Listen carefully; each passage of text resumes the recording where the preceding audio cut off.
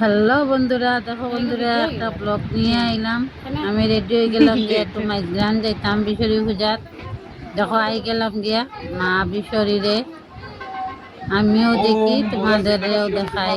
দেখো তো সব রেডি, আইয়া দেখি তারা সব রেডি, পূজা আরম্ভ হয়ে গেছে গিয়া। জয় মা বিশরী। আমার দেওরের ছেলের মানুষ আসলো, তার লেগে এই মানুষটা তারা ছুটাইলা।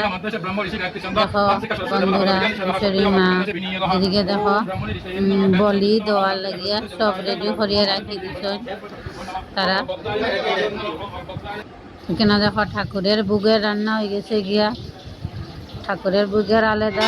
আর এদিকে দেখো সব আবার রেডি হয়ে গেছে গিয়া, বলি দেওয়া তো পূজা হয়ে গেছে গিয়া।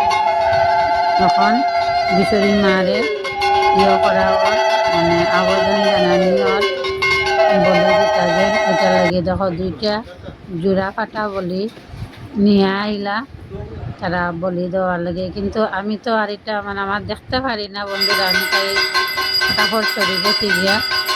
না দেখো বুক লাগিয়ে গেছে গিয়া, দেখো ফাটা খাটিয়া। তখন সবার একটু একটু পয়সা দিবাই না, দেখান চিনাস, দেখান দেখি চিনাস একটা।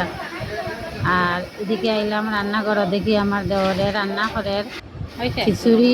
এই দেখো হে নিজে রান্না করছে খিচুড়ি, ডালনা আর পাপড় ভাজা, আলু ভাজা, পায়াস।